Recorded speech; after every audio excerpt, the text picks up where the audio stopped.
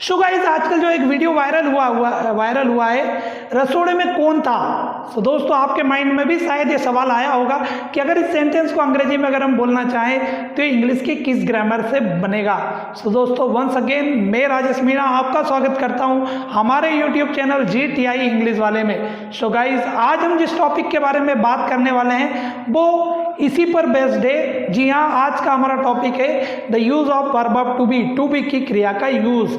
आखिर to be की क्रिया का यूज हम कब और कैसे करते हैं, इस वीडियो सेशन में मैं आपको कंप्लीट बताने वाला हूं। तो दोस्तों, आपको वीडियो को अंत तक जरूर देखना है अगर आपको जानना है कि रसोड़े में कौन था अंग्रेजी में कैसे बोलते हैं। और साथ ही गाइस, अगर आपने हमारे पिछले टेंस बेस्ड और मॉडल वर्ब पर बेस्ड वीडियोस नहीं देखे तो वो भी आप जरूर देखें, क्योंकि सारे टेंस और मॉडल वर्ब पर बेस्ड वीडियो हमने बहुत ही सिंपल और आसान लैंग्वेज में एक्सप्लेन किए हैं। एंड गाइस, अगर आप हमारे चैनल पर नए हैं, आई मीन टू से अगर आपने हमारे चैनल को सब्सक्राइब नहीं किया हुआ है, सो प्लीज़ गाइस आप हमारे चैनल को सब्सक्राइब कर लें और साथ ही जो बेल आइकॉन है, जो घंटी बनी हुई है, उसको भी प्रेस कर दें ताकि हमारे आने वाले सारे वीडियोस की नोटिफिकेशंस आप तक पहुंचती रहे। So dear guys, let's start.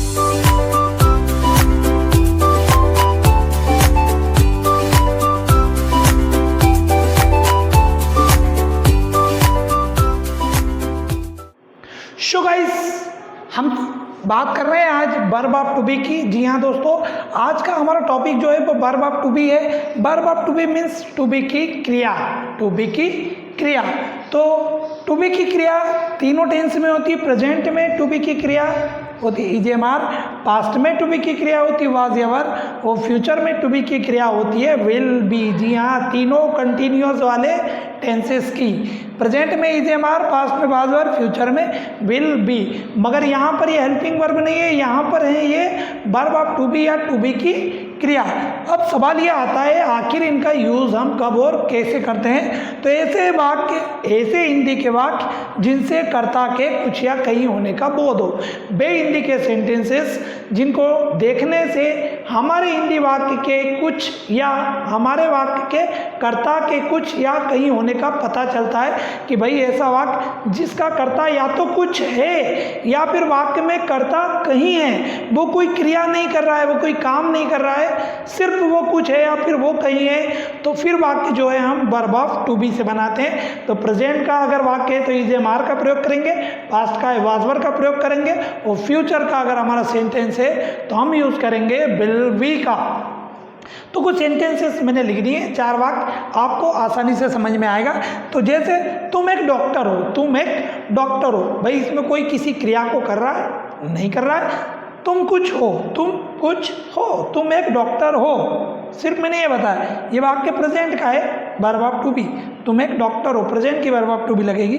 हम बगीचे में थे, हम बगीचे में थे, पास्ट की बात कर रहे हैं। हम कहीं थे, हम कोई क्रिया नहीं कर रहे थे, हम कहीं थे, हम बगीचे में, हम बगीचे में थे, तो हम बगीचे में थे, ये पास्ट का वाक्य है। क्या वह भोपाल में होगा, भविष्य में वह कहीं होगा, वह क्या वह भोपाल में होगा, वह भविष्य में कहीं होगा।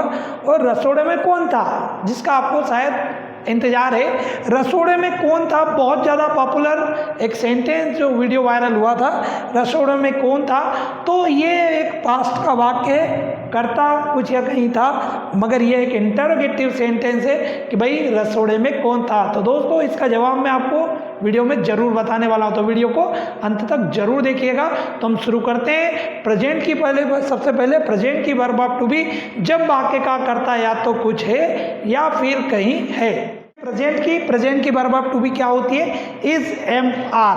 प्रेजेंट में कंडीशन होती है जब हमारे वाक्य का कर्ता या तो कुछ है या फिर वाक्य का कर्ता कहीं है किसी जगह पर। तो जब कर्ता मीन सब्जेक्ट या तो कुछ है या फिर कहीं है वर्तमान में, तो फिर सेंटेंस जो है वो हम प्रेजेंट की verb of to be is am are की मदद से बनाते हैं। तो ये रहे हमारे 5 structures, affirmative, negative, interrogative, interrogative, interrogative. तो सबसे पहले हमें सब्जेक्ट का यूज करना है, देन प्रेजेंट की वर्ब ऑफ टू बी जो ईजेमार है वो, उसके बाद ऑब्जेक्ट। मगर यहाँ पर हमें थोड़ा देखना है, अगर हमारा कर्ता मीन सब्जेक्ट आई हो तो आप एम का यूज़ करेंगे, सब्जेक्ट में अगर यू वी दे प्लूरल हो तो आप आर का यूज़ करेंगे, और अगर सब्जेक्ट में ही सी इट नेम सिंगुलर हो तो आप इसका यूज़ करेंगे, और फिर देन ऑब्जेक्ट। कब? जब हमारे वाक्य का कर्ता कुछ है। मगर ध्यान दीजिएगा गाइस, जब हम ये बताना चाह रहे हैं कि हमारे वाक्य का कर्ता कहीं किसी जगह पर है, तब आपको यहाँ पर ये प्रेपोजिशंस जो दिख रही हैं इनका भी यूज़ करना होगा। जी हाँ, कहाँ? लास्ट में, उस जगह से पहले, जिस जगह पर आप आपके वाक्य के सब्जेक्ट को बता रहे हैं, तब आपको जगह से पहले प्रेपोजिशंस का यूज़ करना होगा। तो अगर वाक्य में या के अंदर आए तो आप इन का यूज़ करेंगे, के ऊपर के लिए ऑन का यूज़ करेंगे, पर मगर ऊपर नहीं तब एट का यूज़ करेंगे, के साथ में के लिए विथ का यूज़ करेंगे, बिसाइड के लिए के बाजू में, के पीछे के लिए बिहाइंड, के सामने के लिए बिफोर, ऑफ काके की, और ऐसी अपॉस्ट्रोफी एस काके की। ये दोनों का कॉन्सेप्ट मैं अभी आपको क्लियर करता हूँ। तो जब वाक्य का कर्ता कुछ है या कहीं है, तो जब वाक्य का कर्ता सिर्फ कुछ है तब तो आप डायरेक्ट यहाँ पर ऑब्जेक्ट लगा देंगे। मगर जब आप किसी जगह पर बताएं कि आगे पीछे ऊपर नीचे कहीं पर है, तो वो जगह से पहले आपको जो है जगह से पहले इन प्रेपोजिशंस का यूज़ करना होगा। तो हमने वाक्य लिया, पंडित जवाहरलाल नेहरू स्वतंत्र भारत के प्रथम प्रधानमंत्री हैं। पंडित जवाहरलाल नेहरू स्वतंत्र भारत के प्रथम प्रधानमंत्री है। विराट कोहली भारतीय क्रिकेट टीम के कप्तान हैं। विराट कोहली भारतीय इंडियन क्रिकेट टीम के कप्तान है। नरेंद्र मोदी भारत के प्रधानमंत्री है। तुम एक सफल व्यक्ति हो, मैं तुम्हारा सबसे अच्छा दोस्त हूँ। जी हाँ दोस्तों, मैं तुम्हारा सबसे अच्छा दोस्त हूँ। अमिताभ बच्चन एक महान कलाकार है। जी हाँ गाइस, वाक्य का कर्ता या तो कुछ है या वाक्य का कर्ता कहीं है, तो वाक्य जो है हम प्रेजेंट की प्रेजेंट की वर्ब ऑफ टू बी से बनाते हैं।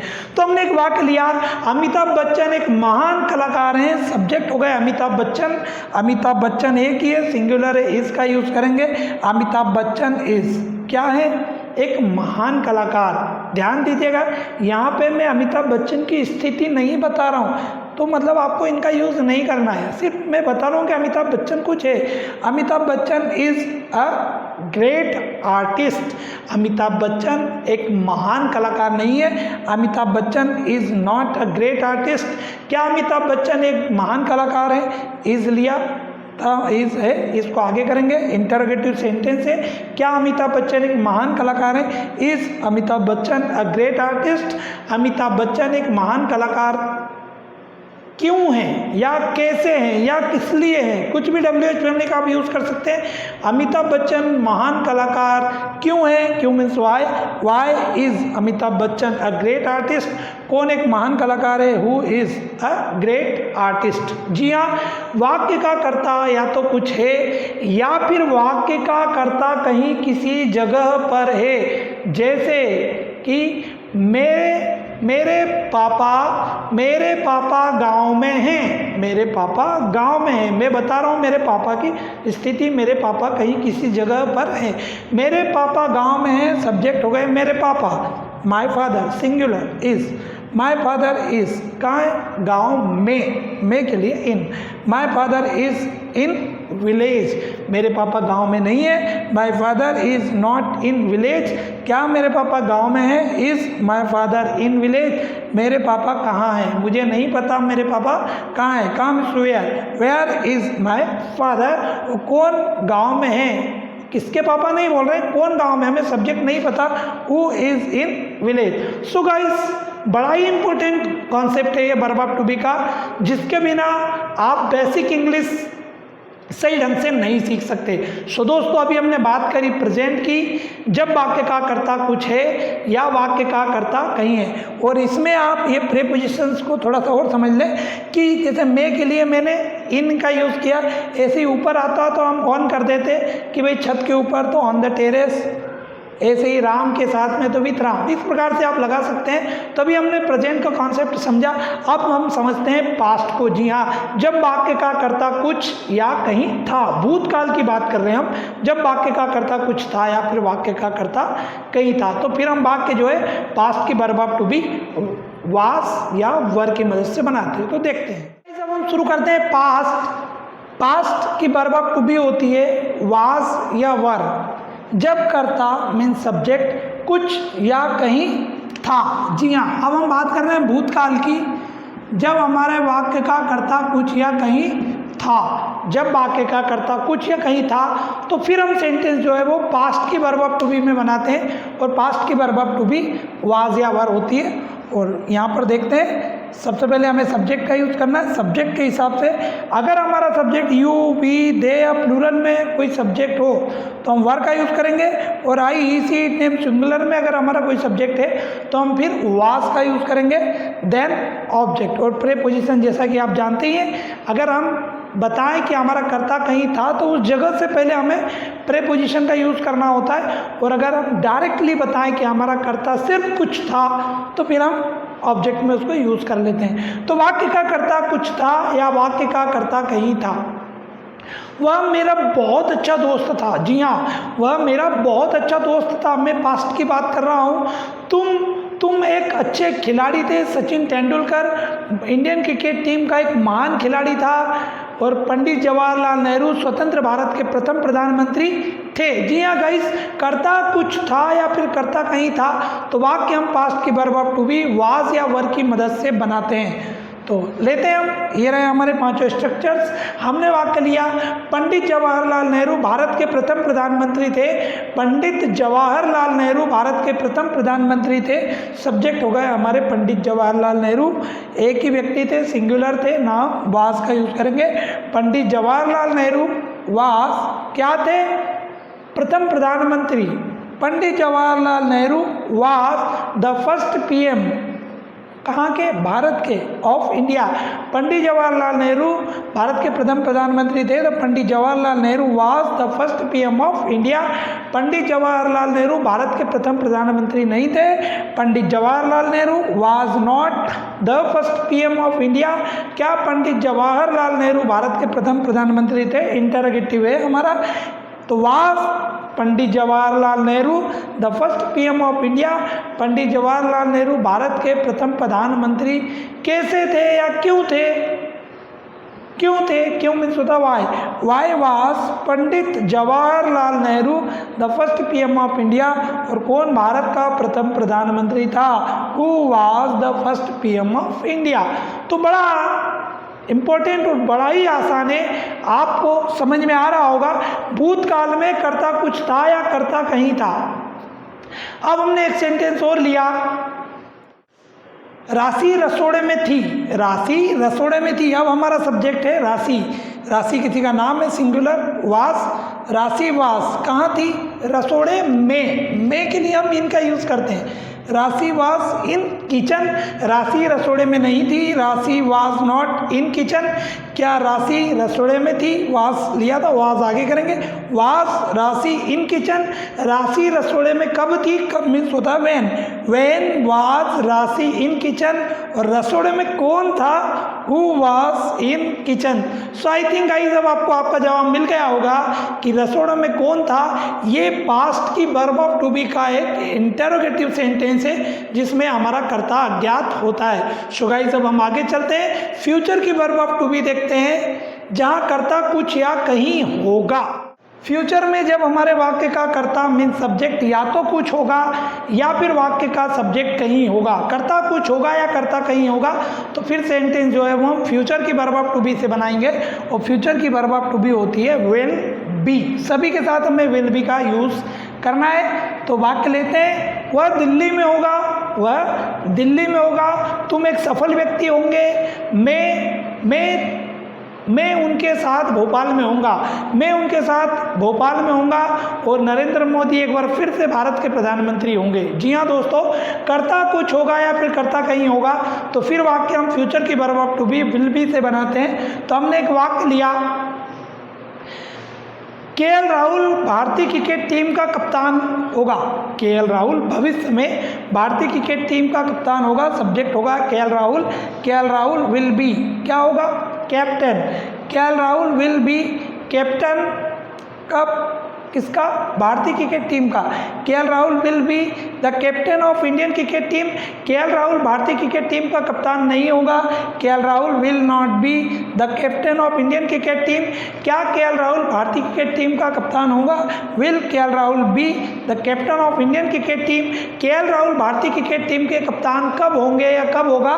कब मीन्स होता है when will KL Rahul be the captain of Indian cricket team. और इंडियन क्रिकेट टीम का कप्तान कौन होगा हमें नहीं पता, कर्ता अज्ञात है। Who will be the captain of Indian cricket team.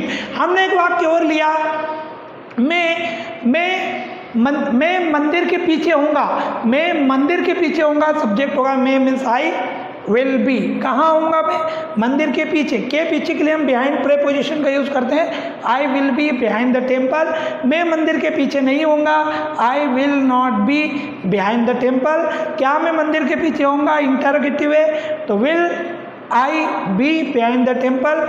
मैं कब मंदिर के पीछे होऊंगा या फिर मैं कहाँ होऊंगा, मुझे अब जगह नहीं पता। मैं कहाँ होऊंगा, कहाँ means when, oh sorry where, where will I be. और कौन मंदिर के पीछे होगा? अब हमारा सब्जेक्ट अज्ञात है, अननोन है, तो हम हु का यूज करेंगे।